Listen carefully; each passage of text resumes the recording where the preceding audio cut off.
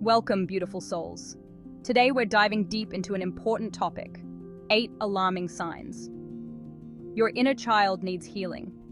Think of your inner child as the part of you that still holds the memories, emotions, and experiences from your childhood. When we experience trauma or unmet needs as children, these wounds can linger, manifesting in our adult lives in ways we may not always recognize. Recognizing the signs that your inner child needs healing is the first step towards wholeness and authenticity. Number 1, delayed emotions. Have you ever noticed a pattern of agreeing to things immediately, only to feel a wave of resentment or frustration wash over you later? You're not alone. This delayed emotional response can be a sign that your inner child is trying to be heard. As children, we're often taught to suppress our true feelings to please others or avoid conflict. Over time, this suppression becomes second nature, and we lose touch with our authentic emotional responses. But here's the thing: emotions don't just disappear. They get buried deep within us, waiting for an opportunity to surface. So, when you find yourself saying yes when you really want to say no, pay attention. That inner tug of war is your inner child trying to tell you that your needs and boundaries are important. It's a call to reconnect with your authentic self and honor your feelings in the present moment. Learning to identify and express your emotions in a healthy way is a journey. Start by noticing those delayed reactions. What situations or people trigger them? Once you start to understand the triggers, you can begin to practice setting boundaries and communicating your needs more assertively. Remember, it's okay to say no. It's okay to disappoint others to honor yourself. Your feelings are valid, and expressing them is a sign of courage, not weakness. Embrace your inner child's voice. It holds the key to unlocking a more authentic and fulfilling life.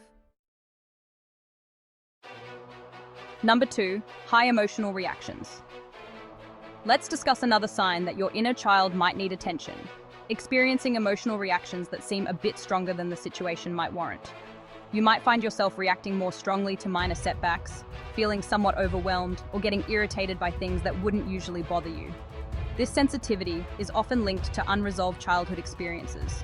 When we haven't had the chance to process and heal from past experiences, our inner child can remain in a state of alertness, always on the lookout for potential threats.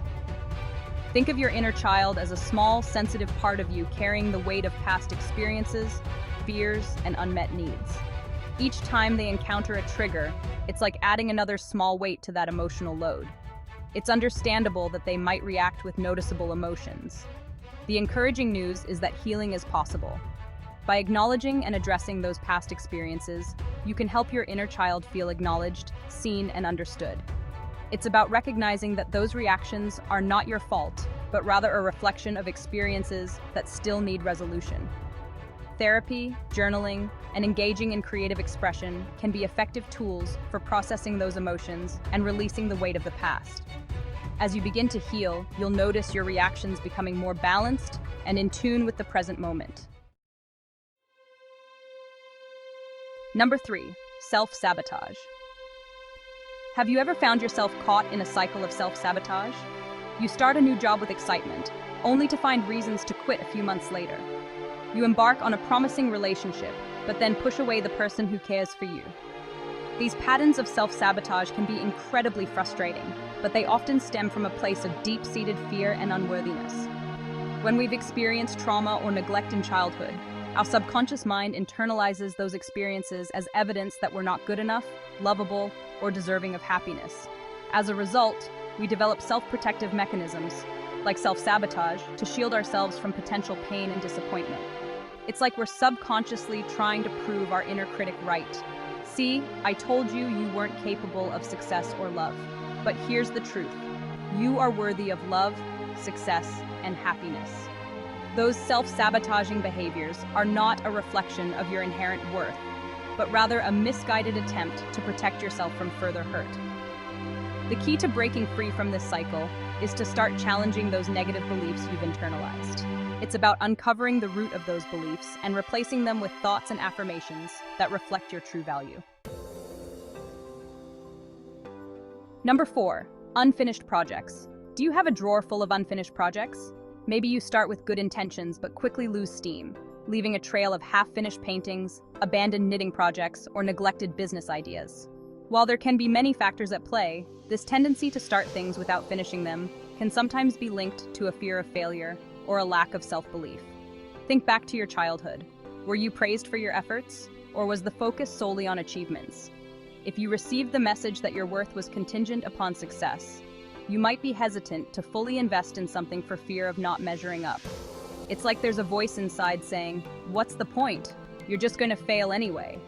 This fear of failure can become a self-fulfilling prophecy, leading you to abandon projects before you even give yourself a chance to succeed. But here's the thing. Failure is not the opposite of success. It's a stepping stone. Every successful person has faced countless setbacks and failures along the way. It's through those experiences that we learn, grow, and develop resilience. So, the next time you find yourself wanting to give up on a project, ask yourself, what am I afraid of? What's the worst that could happen if I fail? Often you'll find that the fear is far greater than the reality. Give yourself permission to experiment, to make mistakes, and to learn from the process. The journey is just as important as the destination. Number 5, self-criticism. Pay attention to the words you use when you talk to yourself. Are they kind and compassionate, or are they harsh and critical? If you find yourself constantly putting yourself down, engaging in negative self-talk, or comparing yourself unfavorably to others, it's a sign that your inner child is craving love and acceptance. Our inner critic is often a reflection of the critical voices we were exposed to in childhood. If you grew up in an environment where you were frequently criticized, judged, or held to unrealistic standards, you may have internalized those messages as truths about yourself. But here's the thing, you are not your thoughts. Your thoughts are simply fleeting mental events, and they don't define your worth. The more you believe those negative thoughts, the more power you give them.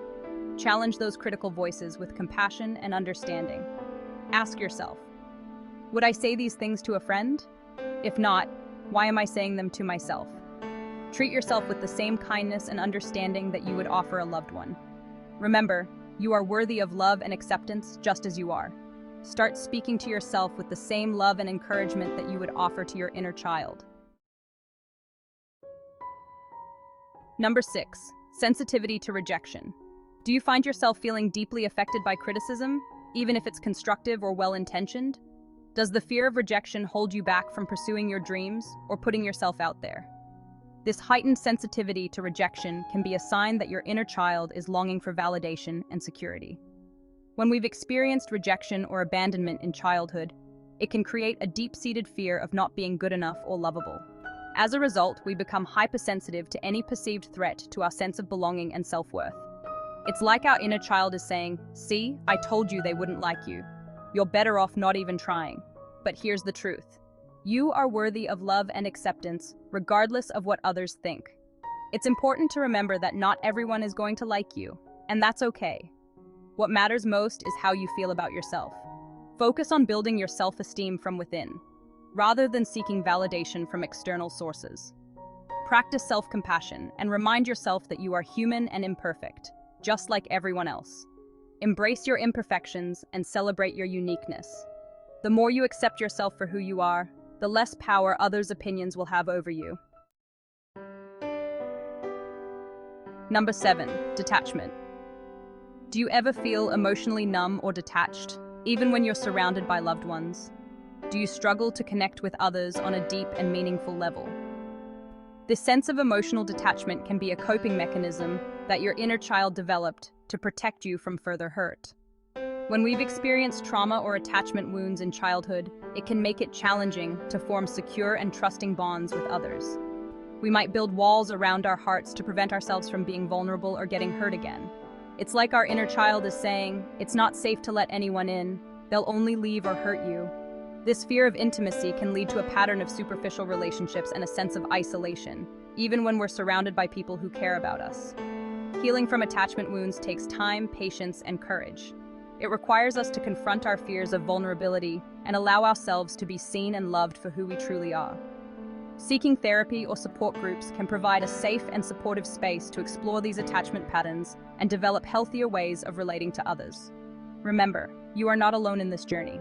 There are people who understand and want to help you heal. Number 8, risky behaviors. Have you ever found yourself engaging in risky or self-destructive behaviors as a way to cope with difficult emotions? This could manifest as substance abuse, reckless spending, disordered eating, or other forms of self-sabotage. While these behaviors might provide temporary relief, they ultimately keep us stuck in a cycle of pain and dysfunction. When we haven't addressed our underlying emotional wounds, we often seek external ways to numb the pain, escape from reality, or feel a sense of control. These high-risk behaviors are often a cry for help, a desperate attempt to fill the void within. It's like our inner child is saying, "Pay attention to me. I'm hurting, and I need your love and support." Instead of judging yourself for these behaviors, try to approach them with compassion and understanding. Ask yourself, what am I trying to numb or avoid? What unmet needs am I trying to fulfill through these actions? Once you identify the root cause of these behaviors, you can start to address them in a healthier and more sustainable way. Seeking professional help is crucial in these situations. A therapist can provide you with the tools and support you need to process your emotions, develop healthier coping mechanisms, and break free from these destructive patterns. As we come to the end of this exploration, I want to remind you that you are not alone. Healing is a journey, not a destination, and it's okay to ask for help along the way. If you recognize yourself in any of these signs, know that there is hope, and healing is possible. Embracing our inner child's pain and giving ourselves permission to heal is a profound act of self-love. It's about acknowledging that we are worthy of love, joy, and fulfilling relationships. Remember, you are stronger than you think, and you deserve to live a life filled with authenticity, joy, and deep connection.